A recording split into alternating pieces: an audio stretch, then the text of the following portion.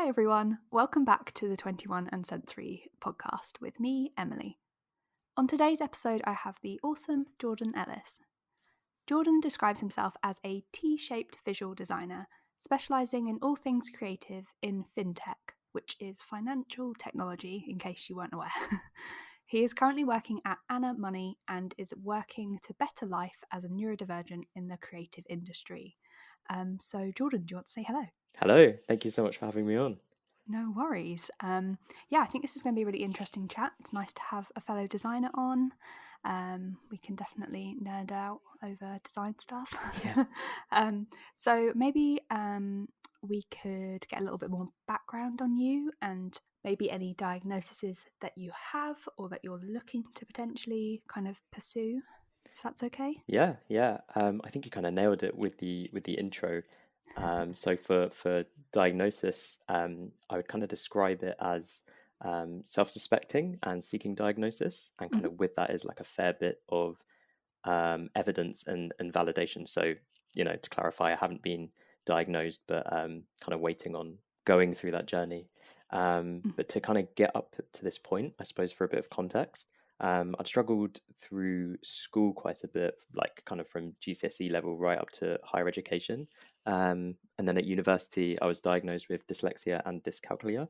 Mhm. And during my assessment, I was kind of given a bit of an informal recommendation to go for an autism assessment. And at the time, so this was quite a few years ago now, but at the time, I remember not really having a clue about what what that meant, or what it meant for me. And to be honest, I was a little bit embarrassed. Mhm. So I didn't follow anything up and kind of ignored it for years. But more recently, as I've learned more about it, there's a lot of traits that kind of looking back on growing up that kind of retrospectively that I kind of embodied, and even now there's things that I can kind of relate to. Mhm. So I feel like it's appropriate to go for a diagnosis. Mhm. I think the big thing for me was kind of noticed this in maybe when I was around 10, so in year six. I'd moved to like a new school, and it kind of felt like everyone around me was kind of in on something. They kind of knew. I don't know, the way I described it to people before is that everyone kind of knew the lyrics to a song, Mhm. and we were supposed to sing it every day, and I had no idea. Mhm. So I just kind of felt like being out of the loop. And then going forward to like every new stage of life, so uni and entering the workplace, I kind of felt like I should really be more self-aware than those around me, Mhm. and really keep in mind how I should be like fitting in to avoid sticking out. And as I've been, looking more into autism, I've kind of learned that that's essentially what masking is. Yeah. Gosh, it's really interesting to hear. Like, I'll have to let's unpack that a bit. So, the first kind of time you heard about potentially, you might be autistic, it was at like a dyslexia and kind of calculia assessment. Is that right? Yeah. That's interesting because I feel like obviously dyslexia and dyscalculia are very kind of. I feel like they can be picked up later in life. I'm also someone that was diagnosed as dyslexic at university, so I know the feeling. But I feel like those are more kind of educational things that affect your learning.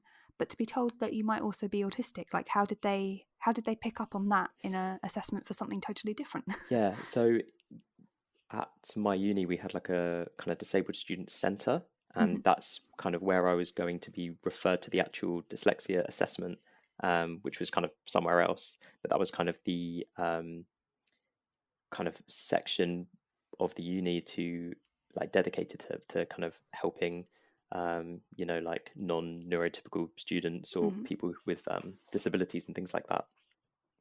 So that's initially how it came up, as like an option I could take as well, but it wasn't really forced like on me or anything like that.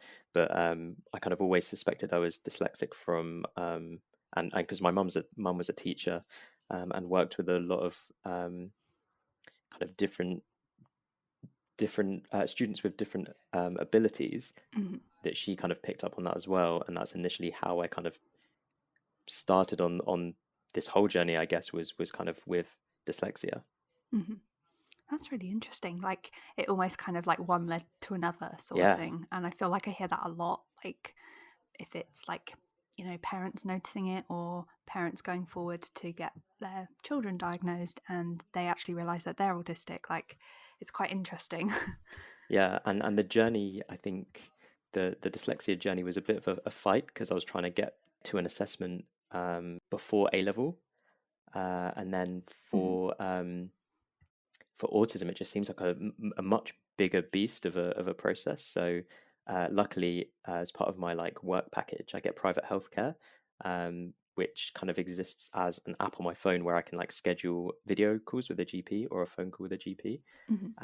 So I that's how I'm kind of pursuing my referral, just because I've heard like NHS waiting times can be incredibly long, and then going like fully private can be really, really expensive. So Yeah. as part of my referral, I had to complete a couple of like online self-assessments. So two kind of that I can remember quite clearly because it's been quite a while now since I had that initial GP appointment. So it was an autism spectrum test and a CAT-Q test. Mhm. I don't know if that's if that's a common thing or not, but on the autism spectrum test, I scored 40, and I think when I was reading it about 80% of autistic people score like 32 or higher. So 40 Ooh, was okay. quite like a quite a clear indicator. And then the CAT-Q test is all about masking and assimilation. And I Mhm. spoke earlier about how I was quite young when I realized I wasn't quite fitting in, and I didn't really know why. And in that, I had a score of 144, where I think a score of 100 or above indicated kind of autistic traits. Okay. Um, yeah, so I think if a GP appointment, particularly now, is really hard to get hold of to kind of start pursuing your journey. Yeah. I think that like the CAT-Q and the like autism spectrum tests are good places to start. I remember them being quite long, so they were definitely very thorough. And it also kind of really makes you look like back at your younger self and be like, it makes you kind of almost realize some things as well, like, oh, like this is a thing Yeah, that definitely. other people did. Yeah, definitely. I remember once someone in my class, this was kind of like when it started to click that I wasn't fitting in. Someone was said that I walked weird because I didn't swing my arms, and I was like, I didn't know you had to swing your arms when you walk. Or Oh. like being at a birthday party. My parents love a home video, and there's Mm. ones of being at like birthday parties when I was really young, and they sometimes had like a DJ, and it was so loud, and they were all singing happy birthday to me, and you can see me in the corner of this home video, like hands over my ears because it's too loud for me. Oh. And yeah, when you start learning about it, things start to kind of fit into place, and you're like, oh God, yeah, this is becoming clearer to me now. And it's so interesting, like your analogy earlier of, like not knowing the lyrics, like not knowing the song, like everything you're saying, it's like everyone else has the manual to life and we got missed out somehow. I don't know how, but and you're Yeah, just kind of running on like, I don't know, just assessing and like mimicking other people's behavior, or like you not knowing that that was how people walked. Like, why would you? yeah, definitely. It's kind of like you miss out on the way to see all these like very implicit, unwritten rules Mhm, of like society or life in general. mhm, So it takes a lot of. I remember just being like so aware of it, and it being so exhausting to really like understand.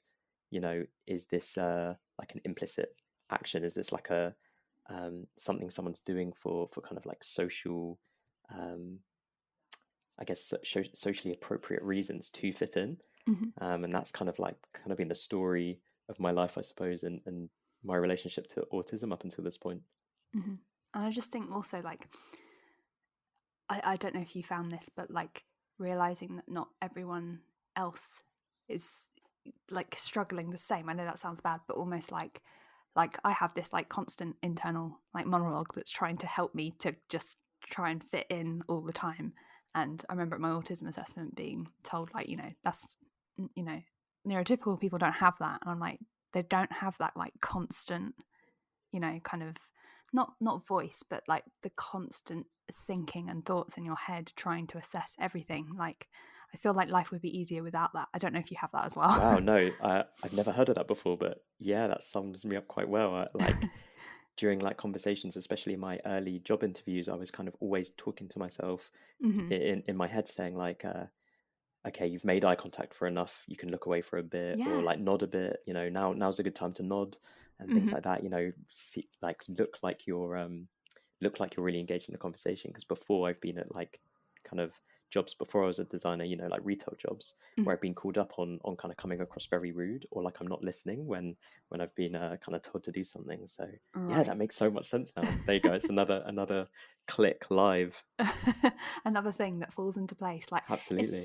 it's almost like I kind of describe it as almost having like an inner coach. Like it's trying to help you through every scenario, but you don't necessarily want it all the time, and it is just like constantly sat there in the background. So yeah, I don't know if I've made up the kind of inner monologue thing, but if you get it, I'd like to think it's not Yeah, just yeah, us I get two. it. I get it. I get it. But it's interesting because this whole time I think not having like an official diagnosis gives you like imposter syndrome this whole time. Like, Mhm. is this really me? Am I actually autistic or is there something else? So yeah, Yeah. it's always a bit uncertain. I'm glad you found that kind of almost middle route between going private and waiting on the NHS. Like you're able to use like the work kind of insurance sort of way of doing things, and it is quite kind of interesting hearing how different people pursue kind of a diagnosis. But the thing is about, I would say, like obviously having imposter syndrome before, like I massively had that, but I think what I wasn't prepared for was after my assessment still having the imposter syndrome and being like, oh, now they've said I'm this thing, am I this thing? Like it Yeah. just never ends. Yeah, and sometimes I'm not sure if because it's only recently where I've started kind of like communicating it with the people I work with, Hmm. to kind of work with my colleagues a little better.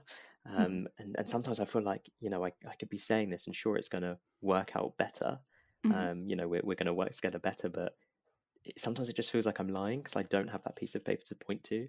And then I Yeah. also think about if I do get like a diagnosis, like what would that even change at this point?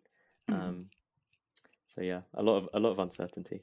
And I think we'll chat about work in a little bit, but I think it'd be good to chat about kind of the kind of like education sort of bit. So where you kind of mentioned that you found out about being dyslexic at university, were your university supportive? Like what course were you on, and like how did you get to sort of go into the kind of design industry? Yeah. My uni was massively helpful. I think there was like clear kind of support that you could get that were kind of baked into the system rather than kind of these just quickly put together things. So Hmm. I actually studied like creative media at uni, so I only did coursework. Hmm. But it meant that if you were struggling, you could ask for a like deadline extension, and you'd be kind of viewed more favorably.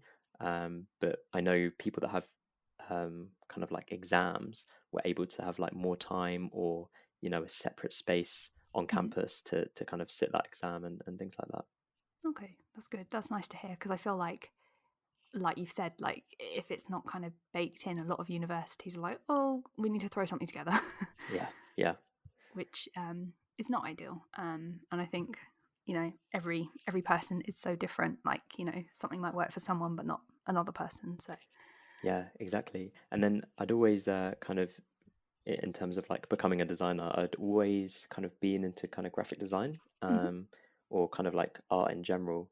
Um, I'd always been um, quite creative, I guess, and that kind of like took um, a bunch of different routes. I think first of all, it was probably semi-forced by the fact that I was pretty dreadful at school in most other subjects, and I found it kind Hmm. of really hard to concentrate on those topics. But as soon as I was interested in something, that was really easy, and it was kind of, I guess, more difficult to detach from that. So yeah, at school and at uni, I tried lots of different things from like art, photography, and film, but I'd always kind of done design as like a bit of a hobby. Hmm. Um, so yeah, I kind of just ultimately settled on that as kind of the thing that I wanted to do, and I think it was probably the thing that I was best at out of all of those kind of creative subjects. I really feel that, like, as soon as like the opportunity to stop doing academic subjects was was near, I was like, great. Yeah, absolutely. I think I'm really bad at doing something I'm not good at, or Mhm. kind of the first try, and if I'm not like kind of good at something straight away, I get really frustrated by it, and it makes me want to kind of drop that thing. But I think because I'd always been a little bit creative, like all through life, it was really Mhm. easy for me to pick these things up and kind of understand kind of the basic rules around like aesthetics and creativity and kind of making things. And I feel like also, like, it sounds like you're quite a visual person, and I think, graphic design obviously like lends itself to that thing, but also making, information more clear and more easy to understand, I feel like is a natural thing that autistic people want to do is, Yeah, try to communicate clearly and try to I don't know, just I feel like a lot of us are kind of visual learners. yeah, that's a good way of putting it. Yeah, 100% agree. So after university, what did you kind of think workplace wise? Had you done kind of any internships before, or were you pretty new to kind of like, oh, I'm out of university, I need a design job kind of thing? Luckily for me, I'd kind of always worked Mm. from kind of when I was taking my GCSEs. I mean, this was just retail, but also Mm. done quite a bit of work experience. So um, I worked my first kind of experience with design was at a an agency who had clients like Diageo, who are a drinks company. They do like Smirnoff and things like Mm. that. So I did have an experience with what that environment was like, and kind of I think I spent 1 or 2 weeks. So it was a good amount of time to understand Mm. um, the way that those kind of offices operated, I suppose, which was really comfortable for me. And Okay, then that's good. after uni, I went to like a digital marketing agency near where I lived, Mhm. and that was kind of the same. Um, but what I quickly understood that I wasn't very good at communicating, so I could do the design work. I had the technical skills, but I didn't have the soft skills. Yeah. And yeah, as soon as I kind of realized that, that was kind of the thing I really had to focus on. And then straight after my agency job, I went to work for a company called Wise, and that was kind of the start of my like FinTech career. And I found that I really understood kind of finance and things like that, and I was really interested in those sorts of things and making really complex kind of um, financial ideas really simple, Mhm. and then making it less intimidating through branding. Mhm. Okay, that's really interesting. Like, I feel like I've also been on the same journey, interestingly. Like, also having come out of university and worked at an agency and been like, oh, I'm out of my depth, and then gone in house. Like, do you also prefer like working in house?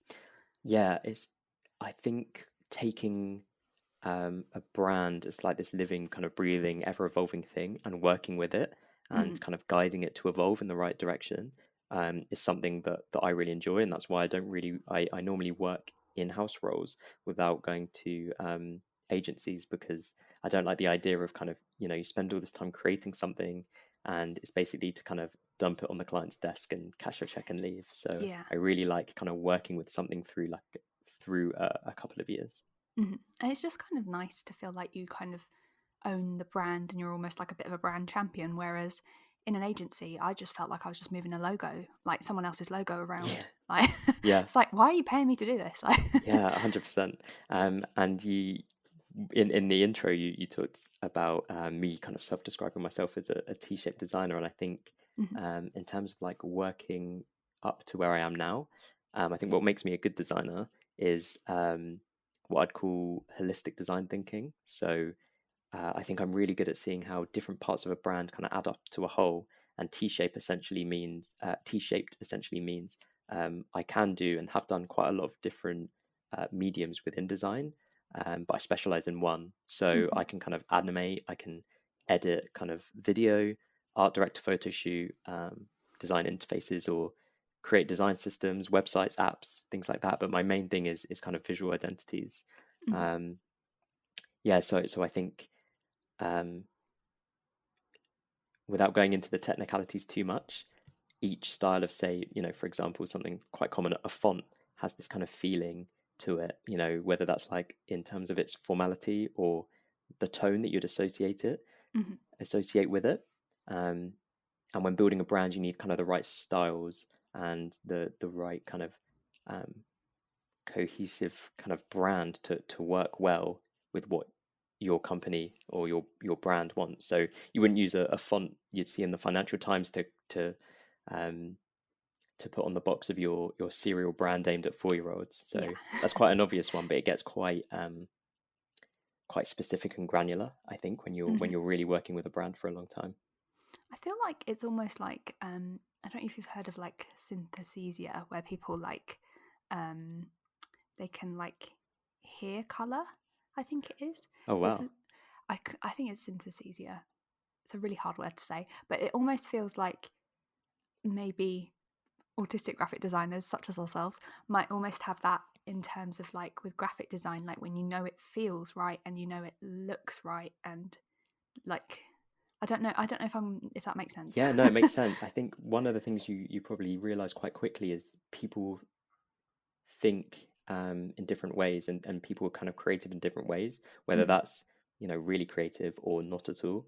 And one of the challenges for a designer, especially if you're kind of really creatively minded, is how you um, communicate and how you kind of talk about ideas and how something doesn't quite work. Mm-hmm. One of the big things is that you hear a lot in design is kind of make it pop, and that's Oh. when something doesn't really speak to someone, and Mm-hmm. it's trying to tease out why they're saying that. And Yeah. sometimes it's, even if it's completely subjective or it's kind of based in fact. So Mm-hmm.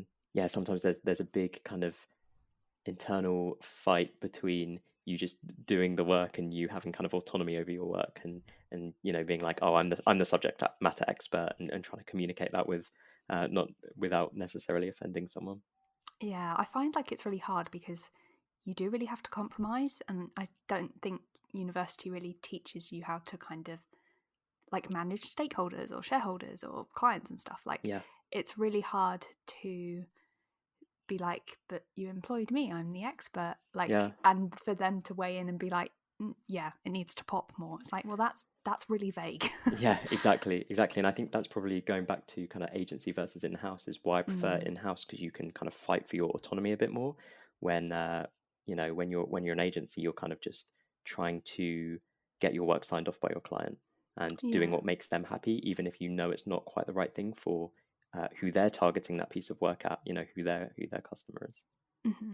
I mean, it's amazing that you explaining about being like a T-shaped designer, that you do like dabble in so many things, because I feel like a lot of kind of job descriptions for designers nowadays, like I'm always like they just want you to do everything. They want you to code, they want you to animate, they want you to do motion design and graphic design, and I'm always like, but those are all like separate degrees in them, like in themselves, kind of thing. Yeah, So have you kind of sort of self-taught and kind of added these like additions onto yourself almost? yeah, definitely. And I think being in an agency that was really kind of fast moving as kind of my first job, I was um, forced to kind of understand kind of basic web code. Thank God I don't code, because I found it really difficult. But, Hmm. I taught myself to, animate and, design for different mediums. So I'd never designed a website before I went to agency. It was purely kind of branding that I'd worked on. Hmm. And, I'd never been paid to do it either. So yeah, it's interesting, because I think there are designers who like to be able to work on lots of different things, and Hmm. for me, I think it's valuable, especially when you're kind of in like a more leadership position and running teams, is that you're able to understand why and when something feels off, Hmm. and know the kind of technicalities behind it. So like animation is a big one, and sound is a big one. I think the human like eye and the human ear is really good at picking up on things like that. Hmm. And if I picked up on it but hadn't trained myself in these like mediums, I wouldn't be able to kind of vocalize why a thing was wrong Hmm. to one of my colleagues. So yeah, I think it's really important. But then I think it's also really important in your teams to have specialists, because I can Yeah. animate, but I'm not a great animator. Hmm. Whereas, there are people who do that for a living, and it is its own specialism with all the kind of like really in-depth technical knowledge that goes with it. Mm-hmm. Yeah, no, I understand that. Like, I feel like that about video editing. Like, I can do it, but there's people that have, have got like 15, 20 years like experience who would probably do it very, very well. Yeah, exactly. Yeah, but I do think it does kind of, like, what do people say, like adds a string to your bow in terms of being able to do a bit of everything, because you can wear kind of many hats, which I think it can be quite helpful. But Yeah. I'd be interested to know, like, how do you feel about, like, we're talking about work, but how do you feel about like the environment of a workplace? So have you worked in open plan offices, or have you been kind of hybrid or remote? Like, how do you find an environment affects you? Yeah, so my first kind of job in fintech was at they're quite a big company now, and they had obviously that they had money to kind of throw at things. So we're really fortunate to have like a quiet working space, lots of different breakout rooms, and the design team was quite big, but we had this kind of little nook in the office, which was like a really comfortable, nice place to work. It was an open office, but it was had a lot of kind of pillars and dividers that kind of made it feel broken up into all these spaces. Okay. Yeah, and I think that the quiet working space was a really good kind of place for me to go if I needed kind of that environment. Mm-hmm. Um, but the company I work in now is a little smaller, but I'm fortunate enough, I think, to work in an industry where employers have to keep competitive when it comes to hiring. Mm-hmm. And off the back of like the pandemic and kind of proving that remote work is a viable option, I basically now can work wherever I can get Wi-Fi. So Mm-hmm. usually this means I work from home basically as much as I like. Um, but yeah, the office environment isn't always ideal for me, especially in an open plan setting, because I like to have a very like dedicated desk. Yeah, as we said, like quiet working spaces, and a Mm-hmm. booth to kind of hide away and take meetings or focused work. And I think sometimes the kind of, I suppose, the business comes before the individual, and Mm-hmm. I'm just one person with a very specific set of needs. And if your company doesn't have the kind of capital to accommodate, um, it can be very difficult to push for something like that, which is why you can kind of rely on remote working to set up the space at home how you need it. Mm-hmm. um, and I suppose then, I have a lot of tools to kind of accommodate my, again, specific set of needs, especially when I'm kind of not really feeling it. So when I'm in the office, I take a pair of like noise cancelling headphones, Mm-hmm. and I find train travel quite overwhelming, especially when it's loud. So I would tend to travel kind of outside of rush hour. So I go in very early and I leave a little early too. And then when I'm on Okay. the train, I also wear earplugs. So I have kind of devices to um, help me cope and help me adapt. Mm-hmm. Because I think a big thing about kind of working on it and being self-aware about your needs and how they are quite niche is accepting that the world isn't really set up for the way that I need it to work for me. Yeah. And it's being aware about what I can do to kind of minimize any kind of disruption to myself, Mm-hmm. and kind of fit in and cope and adapt.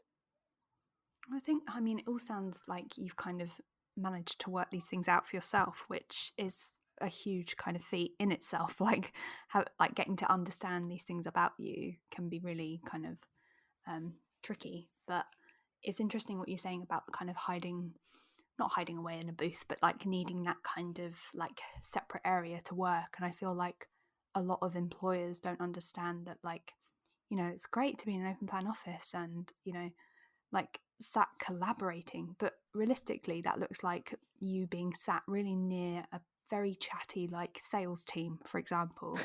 They have, their work is important, but don't sit me near them because they're just going to talk constantly. And I feel like you might get this, like, if you need to animate something or video edit or audio edit, you need utter silence, like. Yeah, definitely. So I do kind of, I feel like it's going the right way in terms of employment and understanding like neurodiversity, but I still feel like it's got a bit of a way to go, but Yeah, remote working helps. 100%. Yeah, I think there are some things that need to change when it comes to kind of neurodiversity and employment. As much as I say, my needs are very niche compared to probably the rest of the company I work for. I think there are definitely steps that companies can take, and I think it's being aware that that there are things that are actually very easy to do. So I think the big thing, especially in creative teams, is recognizing that people work differently. So as long as the outcome is kind of high quality and is the same, I think the ways of working should be tailored to the needs of what the team needs, as opposed to kind of this performance of how we think creatives should work. And I think inclusive ways of working in all their forms should kind of be baked right into everything right from the hiring stage. Asking if someone needs reasonable adjustments and making sure that you're educated and set up to provide those. For me personally, a handbook is a really great place to start. You can use this to introduce things like company-wide rituals and company culture, a map of your office, Yes, yeah. how to kind of get into the building on your first day, and where to get lunch, which those two are really big for me. I think it's just ironing out those points of uncertainty is really like key to a smooth kind of transition for anyone, like neurodiverse or not. Periods of transition can be really uneasy, and there's something that I struggle a lot with. So I think smoothing those over just gives you a few less things to worry about. And then when things aren't new, it's more about, I suppose, smoothing the friction between people who think in different ways, like kind of like how we touched on earlier. And a user manual I've heard is a really good way to help with this. So it's kind of like a handbook on how to work with people. So it includes things like active working times, the best environment for me, the best ways to communicate with me, like how I like to receive feedback, how I learn and understand things best, and things that drain and things that boost my energy, and then things I can't function without, things like that. So I think ultimately having an inclusive working culture and inclusive working environment attracts a lot of different people, and I think particularly in design and solving design problems for users, that's a really powerful thing, because you've got all these people who feel accommodated, that can kind of freely give their opinions. So you get people with like a diverse background to kind of come to a problem to make sure that you're solving it in the best way, rather than just kind of hiring for what's already working. So you just end up with that kind of like same insight, and that's that same kind of viewpoint and mindset.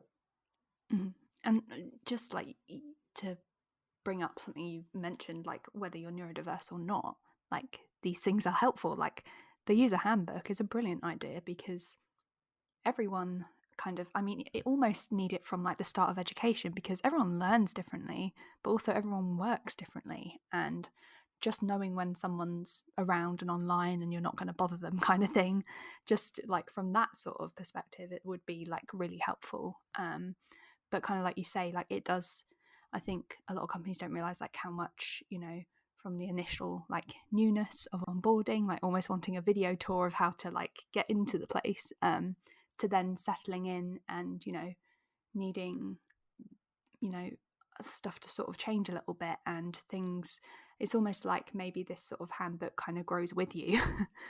Yeah, definitely. One of the things I really liked at one of my previous jobs is we were using Slack, which is kind of like an internal messaging system, and they had a channel just called "Who Should I Ask?" So you ask your question, and then the people in that channel will direct you to the right person. So if you need a new piece of equipment, they'll point you to IT, things like that. So you kind of end up talking to the right person without having to, I don't know, go to your manager and have this kind of very long route to get to what you want. So yeah, it's just things like that to see kind of pain points internally, in your business, and kind of solve for them. And to just acknowledge that like no question is a stupid question. Like Absolutely. Yeah. like I wish like more companies had that, because it can be terrifying to know who to contact. Yeah, exactly. But I read your article about kind of being neurodiverse and workplaces and things like that, and I know that you mentioned as well, like apart from kind of quiet working areas, things like just like consistently having an allocated desk like space. I don't know how you feel about hot desking, but I feel like things like that, like just having an allocated desk space every time would be beneficial to everyone, not just Yeah, I think that's kind of a difficult one now. I think the biggest expenditure for a business after kind of headcount and hiring, people Mm, is an office space. And I think if you have an office space that's big enough to have everyone in at the same time, that's going to be quite expensive.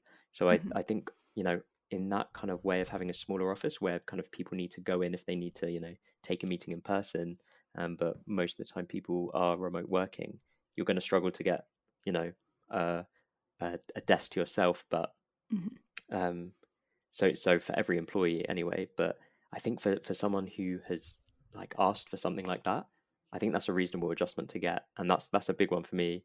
mhm, I think having that consistency is really big, and that's something that makes me feel kind of more comfortable to go into the office, once a week. mhm.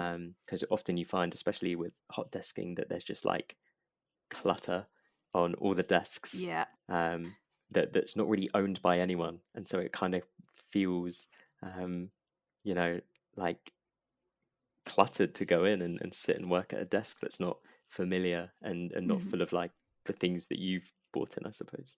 Yeah, it kind of feels like you're sitting at someone else's desk, which is exactly what you're doing basically. But yeah, I definitely resonate with that. And I remember I worked at a company once that had like a booking system for booking like hot desks, and I worked out with my team like what day, like a week or every 2 weeks they were going to go in, and then I block booked the same desk for about 6 months in advance. Wow, I that's was like, dedication. I want the same desk. Yeah, yeah. No, I agree with you. That's a good way to do it. Yeah, I Um, was like, I want the desk by the window and like right in the corner. Like I was like prime, just block book this desk. yeah, People must yeah, have looked ahead and been like, why is she like going so far ahead? But I was like, this is really important to me. yeah, and it's important to me too. And I think I'd probably look for the same sort of desk. Yeah, just one that's in a kind of corner but near some light. But like it was just like the perfect desk. Yeah, I completely agree.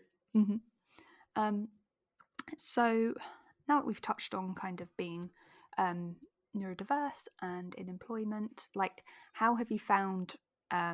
Obviously, I know that like at the moment you're like self-identifying as autistic, but have you kind of been open with companies? This is always something that I'm interested to kind of ask about, and something I've struggled with is whether to be open or not, and if are you someone that would worry like would the opinion kind of change on you sort of thing. So Yeah, I'd like to yeah. get your perspective on it. Yeah, really interesting. Yeah, I've kind of started because if I end up getting kind of diagnosed or not, it's still kind of the ideal way that I would um, want to work. And I think just being able to point to um, the autism spectrum is a really good way to kind of boil that down into something quick. But I think an Yeah. education piece is really important. A lot of people just don't understand. I remember the first time I was kind of open with a manager and that I had and said, I think I might be autistic. Um, it was the classic, you don't really look autistic. Oh.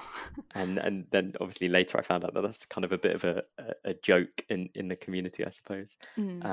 And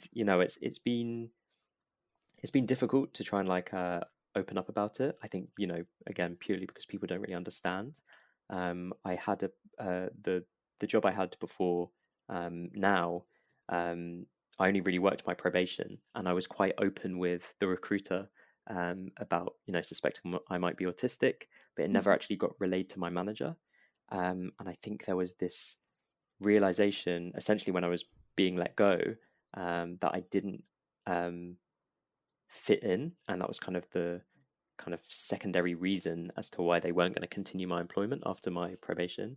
Okay. The first one being that they literally had no work for me, which was fair enough, but um, yeah, they did kind of touch on the fact that um, they just alluded to it. It wasn't very on the nose, but I kind of knew that that's what they meant.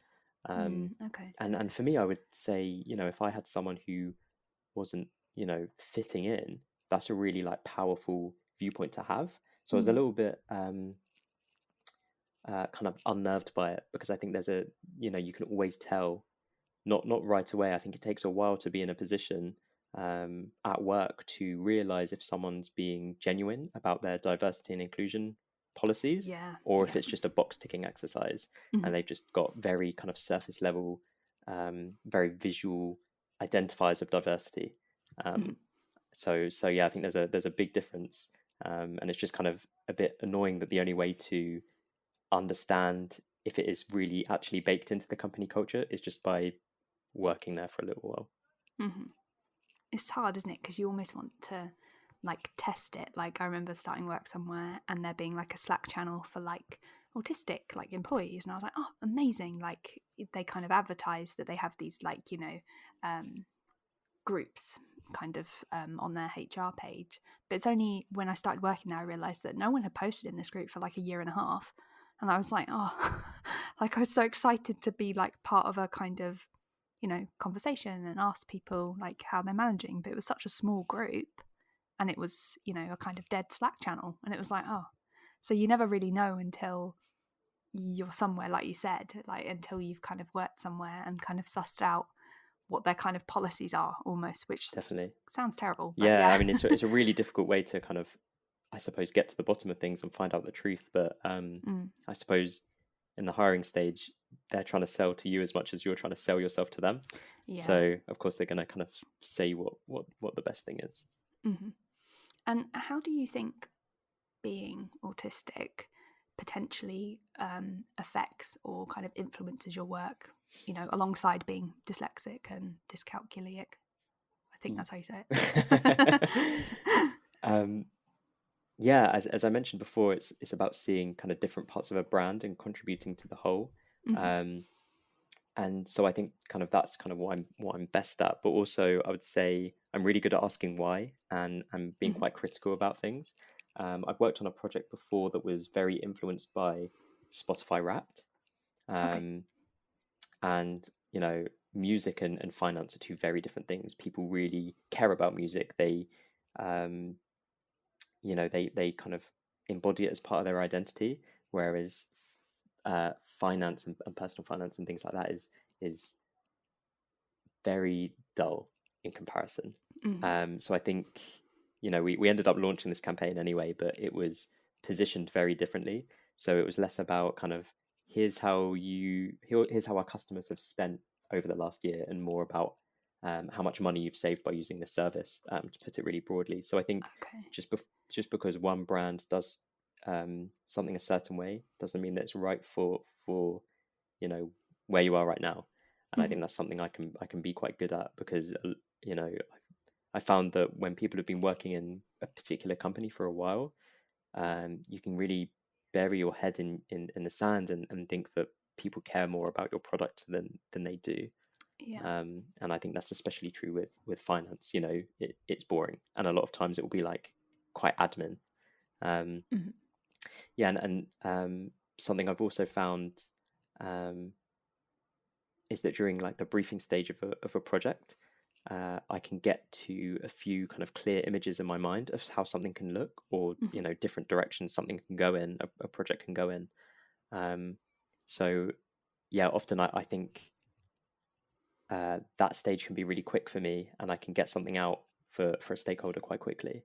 Hmm. Um, but then one of the kind of drawbacks I've noticed is that I really struggle to make assumptions about what people mean, and this can be really difficult working with people who aren't necessarily creatively minded and Yeah. might struggle to describe exactly what they need. Hmm. And I think probably the difference is a neurotypical designer would be able to make some assumptions or fill in some gaps that might be Yeah. really obvious. But Hmm. for me, I have to spend quite a while, you know, asking questions, getting clarification, and kind of getting to the bottom of the project requirements. Hmm. So the way I like to do it is to have kind of a briefing form that I can read through, and then after that, and after I've gotten some context, to go into a kickoff meeting and kind of have that initial chat with the stakeholder. Hmm. And then other ways of working, I think I've found it really useful for myself to be really organized and using tools that are available to do that. So one of the things that I find really useful is a Kanban board, which is essentially just a table with tickets in it. Hmm. And the table is made up of columns, and each column has the name of the stage in the design process. So that this could be like awaiting a brief right up to kind of handed off. And the tickets in the table contain all the information I need, and I can add things like tags, so I know what the genre of the project is, if it's like a website or if it's like something for social media, things like that.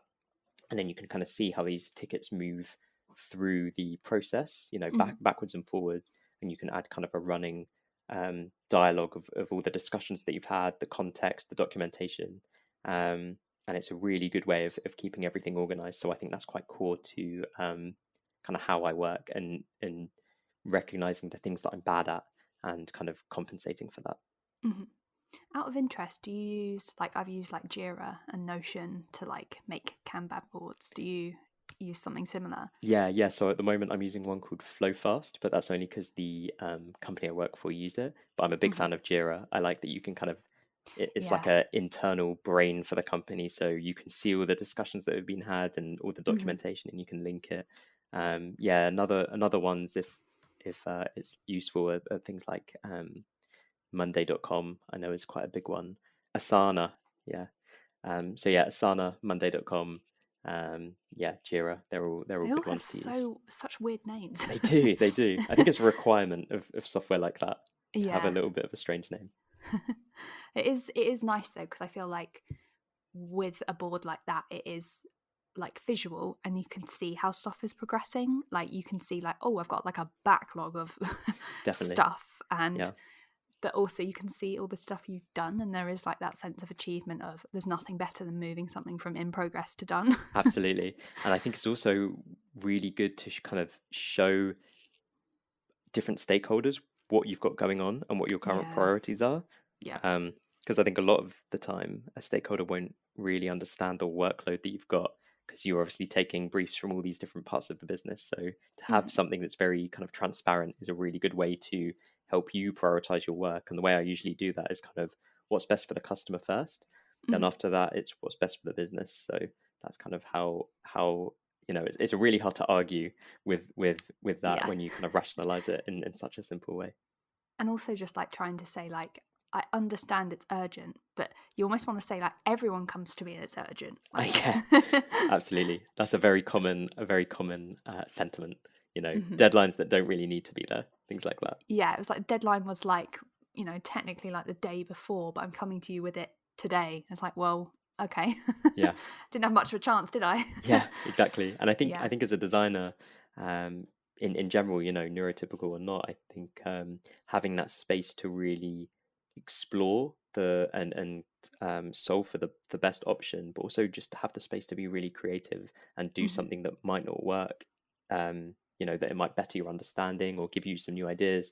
So I think as a baked in way of working, it's really important to maybe just respect that if you've got a creative job, it's really difficult to be creative in a 9 to 5 days a week space. Yeah, massively. Yeah, and so accommodating that little bit of kind of extra time just really, really helps with, let the ideas flow. Mm-hmm. Yeah, having that just space to think, because like you said, like some days you'll sit down and you'll be like, I have got no ideas. Yeah. And you're like, I can't just switch this on. And I think that's what people don't appreciate about like, just working in the creative industry, is that you're constantly expected to be coming up with like these amazing new ideas. But some of the time it's just like, I don't know. Absolutely. And probably only 20% of my good ideas I get when I'm sitting at my desk. Most of the time it's outside of work hours or outside of the kind of office setting, walking the dog, or you're on holiday and you quickly note something down because it's a good idea. Mm-hmm. I mean, you're right in that I almost feel like it's stifling to be sat in front of a laptop or a monitor or whatever and trying to desperately think of things, when actually removing yourself and coming back fresh is sometimes way better. Yeah, I think for a designer or even a copywriter, staring at that kind of blank page or a blank artboard can be so daunting. So to get away from that is always really good. Yeah, and it's interesting because I asked you, like the question initially was like, how does being autistic affect your work? And you immediately told me all the positives, and I think it's really interesting, and it's also kind of kudos to you that you know what you're good at, and you know what in a work environment are your like positives and what makes you a good employee. And that, okay, yeah, I think the word you used was like drawbacks. Like, you know, there are these little things like, you know, communication and like social side of things that are really tricky, but just you knowing what you're good at and you saying that first and being like, I'm good at this and this, like, I think that's really important. And I think that's what employers should really appreciate, that Definitely. we do bring a lot, like. Yeah, yeah, yeah. It's just kind of a different way of seeing the world is how I usually describe it, and kind of coming at something from a different angle. Mhm. But I think that kind of, you know, goes for everyone. We're all kind of better and worse at different parts of our jobs. And I think if you've got 5 designers in a room, why would you want them all to be the same? You'd want their kind of skills and Yeah. weaknesses to complement each other, so Mhm. that you can kind of learn from each other, and kind of be kind of like a stronger team for it, and a Mhm. team that can tackle more kind of user problems, and more design problems. So I always love to ask people about their hobbies and, you know, potentially any kind of special interests they may or may not have. Um, I can't not ask you about your dog because you have a dog and I'm a dog person. So maybe we could start with Juno, your dog, and Yeah, then talk about any other interests you have. yeah. I also have a cat, and they get on very well. Yeah. Oh, So Juno is like a fox red golden retriever, kind of like the color of. I guess I'm kind of trying to tailor this to a podcast. He's yeah. kind of the color of like dark honey, or maybe like autumny leaves. Oh, So like a cute. bronzy, gingery color. Hmm. He comes to the office with me. Oh, He's a very classic dog. Likes fetch and sticks at toys shaped like ducks. excellent. And Um, I like that you can take him to the office as well. Like, there's something about office dogs I love. yeah, definitely, and he really loves coming into the office. Sometimes he gets a bit overexcited, and he can howl, which I'm not sure is what golden retrievers should really do. But Oh, he's very good at howling. Um, interesting. and for hobbies, I've kind of discovered that um, I tend to really fixate on my hobbies, and those Hmm. hobbies usually have a really steep learning curve to master the things I'm interested in it, whether it's Hmm. like the science behind it, and or kind of mastering some sort of technique. Um, yeah, and sometimes I can fixate really intensely on something for a short amount of time, and it kind of fades into the background for a while until you get the bug again. Yeah. And that for me was kind of personal finance. I don't know why, it's such a boring topic, really, but I really kind of went down the rabbit hole in it quite intensely. I Hmm. mean, it turns out to be an incredibly useful thing to be able to dedicate a lot of time to learning about. Um, Yeah, I mean, if it's in the industry as well that you're yeah, working yeah, in. yeah. I think that's probably why I've stayed in the niche. Hmm. But now it's kind of taken a bit of a backseat for the last few years. And now I've been really into coffee, Hmm. and like the science behind it, and all the kind of variables that kind of perfect your recipe. Hmm. Um, but my big passion at the moment is like bonsai, because I Oh, really love being creative, and I really love trees, so it's kind of a perfect outlet for me. nice. And it's really kind of complex to understand, but it kind of boils down to like the science of kind of looking after a plant, and it has these very kind of core design principles that you can understand and then try and break once you've kind of mastered those. So Hmm. it's like trying to replicate how ancient trees look in the wild and kind of bring them down into like a miniature form. So I have two kind of trees at the moment, a juniper and a maple. So the maple's got to be my favorite. If you think about the leaf on the Canadian flag, the leaves kind Oh, of look okay. like that, and then it drops its leaves in the winter, and then you kind of got Okay. this very nice kind of umbrella shape to it. Oh, wow. Um, so yeah, those are my kind of coffee and bonsai trees are my two big things at the moment, and they That have been sounds great. for a little while. Because I know that you can almost like weave and like grow them very like artistically as well, can't you? Yeah, definitely. Because you know, you want a young tree that's maybe 30 years old to look like a tree that's 100 years old. So there's Right. quite a um, intricate level of trying to achieve that, and a lot of kind of balance that you need to bring to like the tree's health, and kind of give it what it needs and make sure that it's thriving so that it can grow in a way that kind of replicates a really old tree. Okay. Gosh. There's a lot of like behind both those kind of interests, there's a lot of like science and, you know, being quite like methodical about it. But I can see how that, you know, that's something that you're really passionate about. Yeah, yeah. Yeah, I could go on, but it's such a niche. Like I often find that the things I'm really into are so niche that they're quite, I suppose, unappetizing for someone to sit and No, listen no. to. I'm always keen to hear about coffee and trees. Yeah, yeah. But I think the reason I like it is that every single part of it is all about the way it looks and the aesthetics, like right from how you kind of wire the branches and how Yeah. the wire sits on the branches to, the space that they're displayed in. And Mhm. I really like the kind of um, that kind of ethos of having, I think in my life it's more about surrounding myself with quite nice things, Mhm. and the way they look. I think being a designer, part of it is that you can't switch off.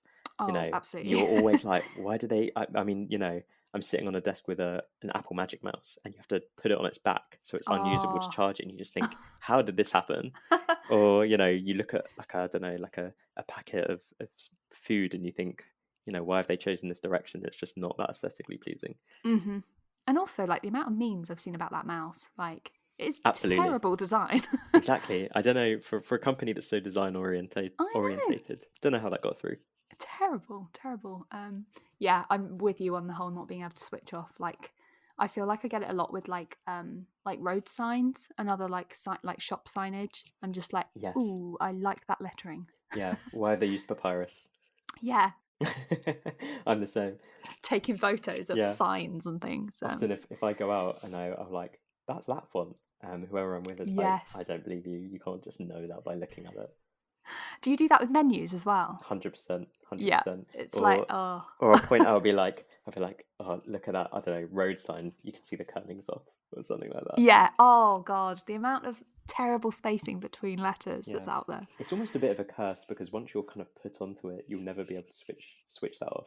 Yeah. Can you imagine? There's people out there that don't notice these things. Yeah, and there's people out there that don't care. Yeah, also that.